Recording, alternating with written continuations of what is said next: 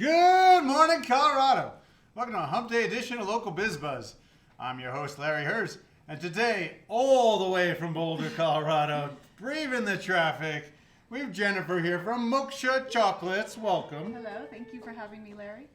I saw your stuff on Instagram, and it's like amazing stuff, and now that it's here, I'm really excited to hear more about your story, and I can't wait to try some of that. Let's hear about you and your company.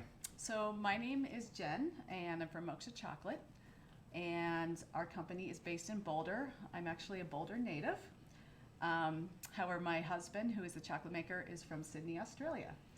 And we have a really unique brand story that I'd love to share. Please. All right.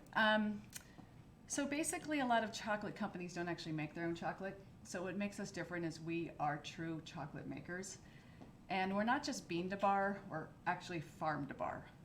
Wow. So farm to bar means that from the time that the cacao pod... Which I've never seen before in my life. I can touch this? Yes, of course. Ooh, that feels interesting. It looks...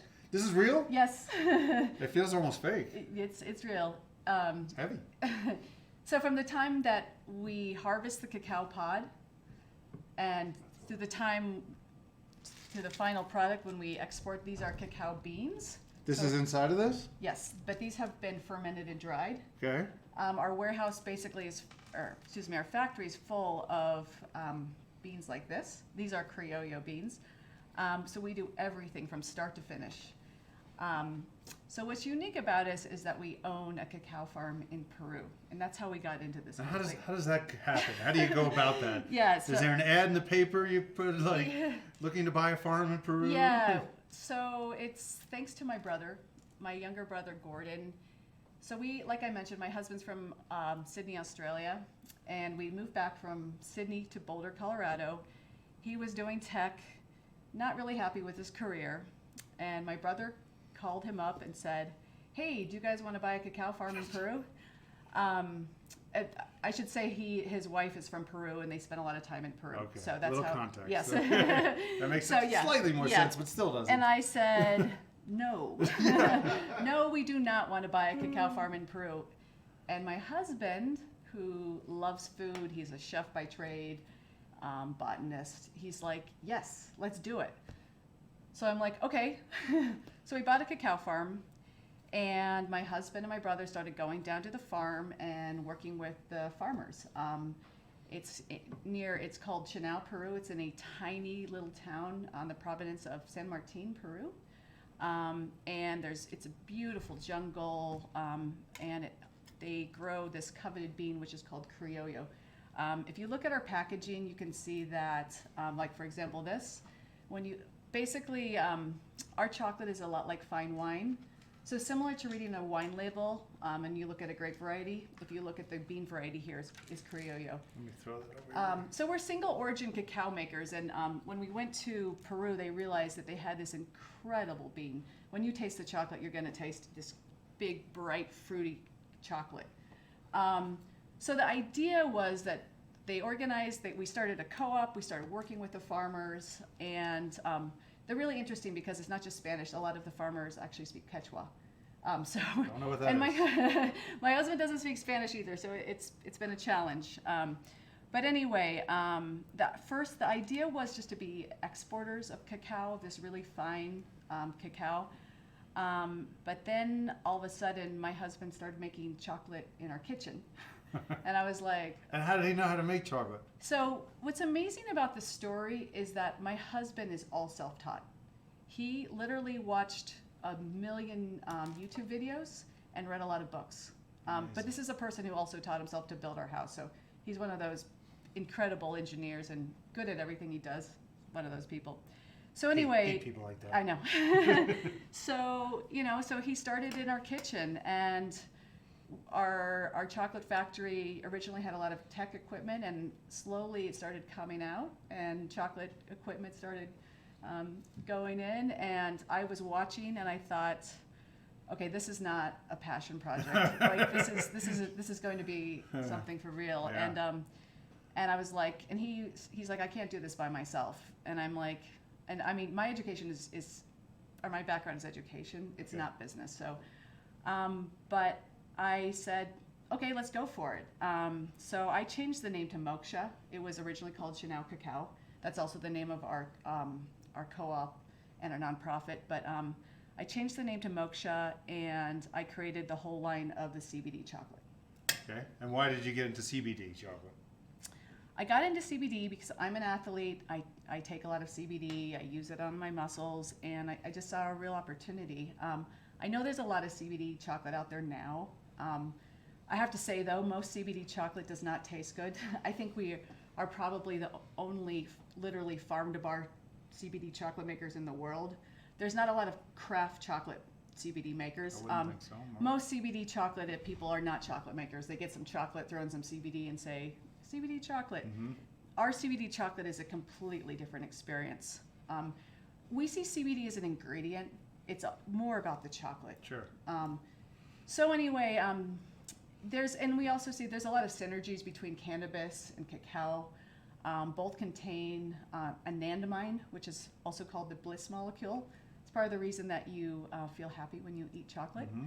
It's a neurotransmitter that your brain releases. So when you get a dark chocolate, which is full of all sorts of good things like theobromine and antioxidants, but you also get anandamide, and you get anandamide as well in full spectrum CBD oil, so full spectrum hemp.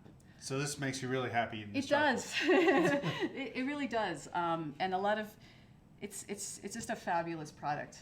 All right, let's start talking about some of these flavors. And you can have CBD or non-CBD. Yeah, and so I want to emphasize that we are chocolate makers, and when you go to our website, you can see artisan chocolate and CBD chocolate. We make gorgeous artisan chocolate, and again, my husband, he loves to make seasonal chocolate. So right now, our seasonal chocolate is we just did this line of whiskey chocolate. For example, this product, we're working with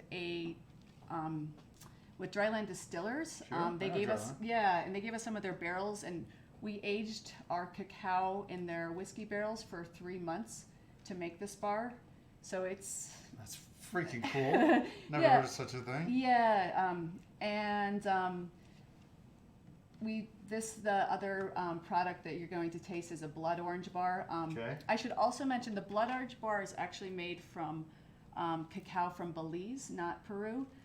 We were unable to harvest last year due to COVID, and we started working with a new co-op in Belize, but it's the same idea. It's direct trade cacao, so there's no middlemen, and we pay the farmers more than fair wage. So that comes from Belize. So our two main origins right now are Belize and Peru. Okay. We hope to expand, but we're all about direct trade cacao and improving the lives of cacao farmers rather than exploiting them like a lot of commercial chocolate, which is not necessary. So you eat your stuff, you feel better, and you help out the farmers. Exactly. It's a very it's ethically sourced and transparently sourced, and that's really part of our brand story. Tell them what this one is. Okay, which one you got there? Oh, okay. So this is a bar that's not even on our website yet, but we wanted to make a really Colorado bar. So this is made from Pueblo chilies, and it is absolutely sensational. If you like spice, try that bar. It's got the Pueblo chilies inside and on the outside. But man, that was a labor of love. What on earth is that? So that's CBD chocolate. And I have to tell you, during Valentine's Day, our pink chocolate absolutely flies out the door. What's really unique, again, about our products, they also are vegan, non-dairy. All of them. All of them. Okay. So there's not a lot of great non-dairy milk chocolate or white chocolate on the market. And we decided instead of using milk, we use coconut milk. And so like that product there, which is this is a white raspberry CBD chocolate. Is it this one too? Yeah, and it's that one. It's made with coconut milk. And again, in this beautiful tangy raspberry powder, we get it from a farm in Wisconsin, and it's sensational. Also, this product, this is a milk chocolate product, but it's a Milk chocolate, but I've Yeah. never heard of it. That's brilliant. Yeah, Milk there's- chocolate, but yet it's vegan. Yeah, we've found that a lot of people have dairy intolerances, Yeah. and our customers love the fact that we have no dairy in any of our products. Okay. Now the big question everybody wants to know: where can they find your products? So the best place to find them is online. is we love we can ship all over the United States. We do 2-day FedEx shipping with ice because it is difficult to ship chocolate in summer. It's on the website. But it's on our website. Also, we do have a little storefront at our factory in Boulder, Colorado. It's off of 47th Street, so you can just swing by. You can walk in Walk anytime? in, yep, 11 to 4. 11 to 4. Yep, and it's kind of fun because you can see the chocolate making going Yeah, on I've in the seen background. pictures and videos. Yeah, I know I need to come up there sometime You do. and get a tour. Absolutely. But we also, on our website, there's a store locator button. You can see all the stores we sell in. What is your website? So it's mokshachocolate.com. Okay. MOKSHA. Yep. And also, I mean, if you live near a spa, you're likely to find it there. Most of our clients are spas. And when you say spas, is that just in Colorado or are you in spas around the country? No, around the country. I'm constantly going to spa conferences. Oh, who are you? Well, it's a really, again, CBD is very trendy in spas right now because it's very effective. So the whole idea is that you have like a nice CBD massage or CBD facial, and then you end the treatment with some beautiful CBD chocolate. Sounds like a plan. I'm in. So I'm gonna look. I go to like Spa Via. I wonder if they have it. Yeah, I don't actually. Well, I'll have to check them out. We don't actually work with them, so yeah. No, well, that's what's. I live way down south. So I'm Okay. like so far away from you. Yeah. Anything else before we go? No, go ahead and taste some chocolate. I am. Are you gonna have any? Sure. I'll try this. This one is spicy and yeah, salud. Cheers. Pleasure to meet you. We'll be back for What's for Lunch at 11:30. We have Lost Boys 5280. Let's eat.